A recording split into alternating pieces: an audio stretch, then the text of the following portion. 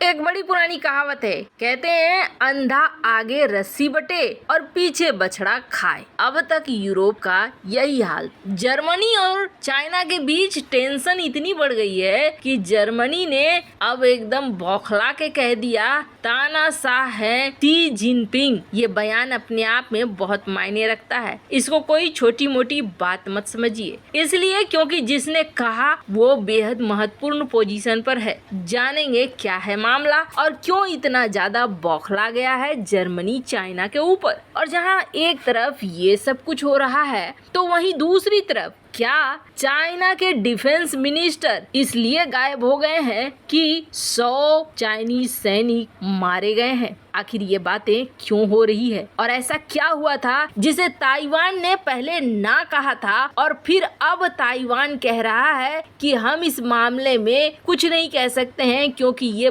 बहुत कॉन्फिडेंशियल है। जानेंगे जियोपॉलिटिक्स में क्या कुछ चल रहा है। आइए जानते हैं इन खबरों को विस्तार से। चीन और जर्मनी में इस वक्त सब कुछ बढ़िया नहीं है। हाल ही में यूरोपीय संघ ने चीनी कंपनियों के खिलाफ जांच का ऐलान किया है और कहा जा रहा है कि चाइना के ऊपर जर्मनी कड़े एक्शन लेगा। पर इन सब के बीच में अब तक जो नहीं हुआ था वो हो गया है। बाइडेन जिनपिंग को तानाशाह बता चुके हैं। राष्ट्रपति जो बाइडेन ने पिछली गर्मियों में चीनी जासूसी गुब्बारे के बारे में बोलते हुए शी जिनपिंग को तानाशाह करार दिया था। चाचा बाइडेन ने कहा था कि जब मैंने उस गुब्बारे को जासूसी उपकरणों से भरे 2 बॉक्सों के साथ मार गिराया तो शी जिनपिंग बहुत परेशान हो गया। तानाशाहों के लिए ये बहुत शर्मिंदगी की बात है। जब उन्हें पता ही नहीं था कि क्या हुआ, उन्हें वहां नहीं जाना चाहिए था जहां वो गए थे, इसे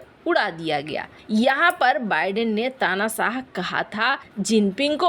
अब उसके बाद दूसरे नंबर पर जर्मनी की विदेश मंत्री आ गई हैं। स्क्रीन पर जो ये दिख रही हैं ये है एनालेना बेयरबॉक और इन्होंने चीनी राष्ट्रपति शी जिनपिंग को तानाशाह कह दिया। आखिर क्यों गुस्साई है ये तो आपको बता दें, ये गुस्साई है चाइना के ऊपर यूक्रेन को लेकर। उनका कहना है कि जर्मनी की सरकार यूक्रेन को अपना समर्थन हर हाल में देगी और जिस तरीके से रूस का समर्थन चाइना कर रहा है उसके खिलाफ ये गुस्सा निकल कर सामने आ रहा है। चाइना बौखलाएगा तो जरूर। अब मामला क्या हुआ था? मामला ये हुआ था कि बेयरबॉक से अमेरिका की अपनी यात्रा के दौरान फॉक्स न्यूज ने एक इंटरव्यू लिया और उसमें पूछा कि बर्लिन में सरकार यूक्रेन के खिलाफ रूसी राष्ट्रपति व्लादिमीर पुतिन के युद्ध के अंत को कैसे देखती है, मतलब अंत होगा कि नहीं होगा। इस पर उन्होंने कहा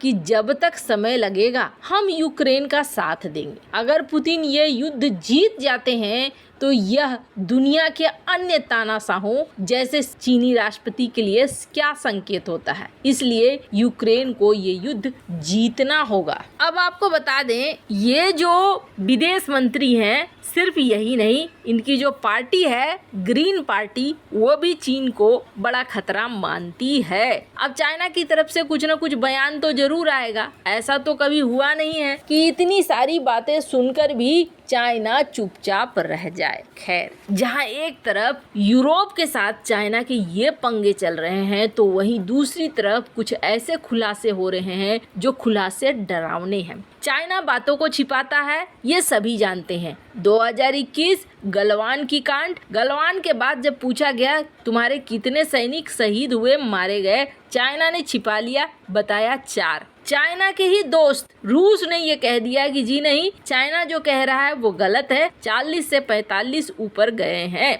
अमेरिका ने भी कहा कि चाइना जो आंकड़े बता रहा है वो गलत है। उस वक्त चाइना के ऊपर ये भी आरोप लगे थे कि चाइना ने सही ढंग से उन्हें दुनिया के सामने आने भी नहीं दिया कि कितने लोग मारे गए, इसलिए क्योंकि चाइना की बेइज्जती हो जाएगी। अभी क्या हो रहा है, चाइना के डिफेंस मिनिस्टर ली सांगफू गायब हैं।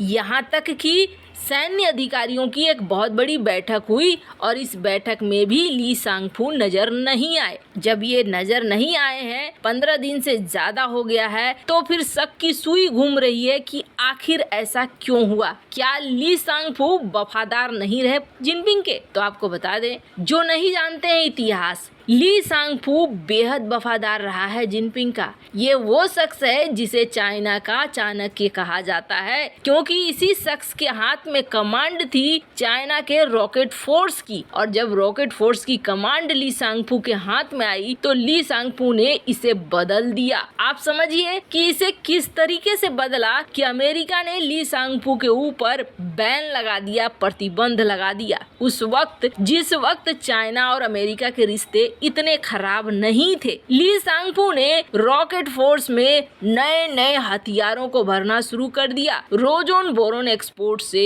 इन्होंने डील भी फाइनल करनी शुरू कर दी। यूं ही ली सांगफू को रक्षा मंत्री नहीं बनाया जिनपिंग ने। जिनपिंग ली सांगफू के ऊपर पूरा यकीन करता है। तो फिर क्या हुआ? आखिर इतने भरोसेमंद साथी को जिनपिंग ने गायब क्यों कर दिया? अमेरिका मानता है कि ली सांगफू इस वक्त इन्वेस्टिगेशन के अंदर हैं और चाइना इस मामले में चुप्पी साधे हुए है। चाइना कुछ भी नहीं बता रहा है, लेकिन कुछ चीजें हुई है जिसे जोड़ा गया और जोड़ने के बाद जो रिजल्ट आया वो रिजल्ट बता रहा है 100 चाइनीज सैनिकों की शायद मौत हुई है। मामला क्या है? पिछले महीने का एक सबमरीन, जो सबमरीन न्यूक्लियर सबमरीन है, चाइना की 6 सबमरीन में से एक सबमरीन है टाइप 093A की second generation nuclear powered submarine. ये सबमरीन निकलती है ताइवान स्ट्रेट के लिए। ताइवान स्ट्रेट क्यों? चाइना को अपनी ताकत दिखानी थी। चाइना अपनी नौसेना को ताइवान की तरफ भेज देता है और ये सबमरीन भी उधर ही निकलता है, लेकिन ये सबमरीन ताइवान स्ट्रेट में जाकर गायब हो जाता है। इसे संपर्क में कंट्रोल रूम इससे संपर्क बनाए रखने के लिए हमेशा चेक का मैसेज डालते थे। जब उन्होंने मैसेज डाला, उधर से कोई रिप्लाई नहीं आया। दोबारा मैसेज डाला,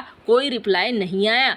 समझ में आ गया कि टाइप 093 से संपर्क टूट चुका है। उसके बाद क्या हुआ? जैसे ही ये खबर मीडिया में थोड़ी सी लीक हुई, ताइवान से पूछा गया, क्या ताइवान स्ट्रेट में चाइना का सबमरीन डूब गया है क्या? ताइवान ने कहा, हमारे पास कंफर्म करने के लिए कुछ भी नहीं है। अगस्त महीने की बात है, 21 अगस्त। 7 दिन पहले ताइवान के एक टॉप ऑफिशियल मेजर जनरल हांग वेंकी, assistant deputy director of the intelligence office of the general staff headquarters of Taiwan ministry of national defence, बढ़िया पोजीशन पे हैं। इतने लंबे चौड़े लाइन का मतलब ये हो गया कि डायरेक्टर हैं और अपने बहुत बढ़िया पद पे हैं। इनसे पूछा गया, अच्छा वो जो सबमरीन था उसका क्या हुआ है? इन्होंने कहा, ये बहुत कॉन्फिडेंशियल है, हम इसके बारे में कुछ भी नहीं बता सकते हैं क्योंकि ये बेहद संवेदनशील है। स्क्रीन पर आप कटिंग देख सकते हैं। अब माना ये जा रहा है कि वो सबमरीन